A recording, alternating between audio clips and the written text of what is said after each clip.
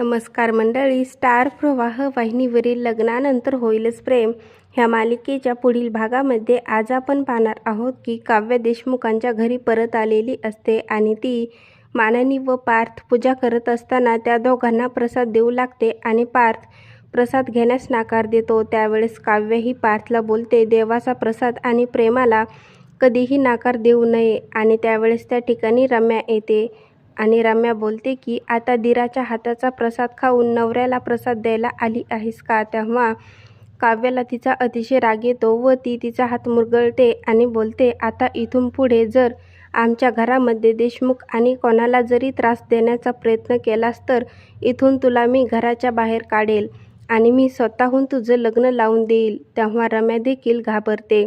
तर इकडे आपण पाहतो की वकील हे नंदिनीला बोलतात जर तुम्हाला फास्ट ट्रॅकवर डिवोर्स हवा असेल तर तुम्हाला पसारेवाल्याची सही आणि त्यांचे सहमतीपत्र घेऊन यावे लागेल आणि मला वाटत नाही की तो पसारेवाला तुम्हाला सहमतीपत्र देईल.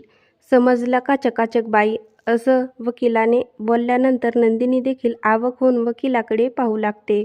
आता पुढील येणाऱ्या भागामध्ये काव्य ही कशा प्रकारे पुन्हा एकदा घरातील सर्वांचे मन जिंकणार हे पाहणं खूपच मजेदार ठरणार आहे.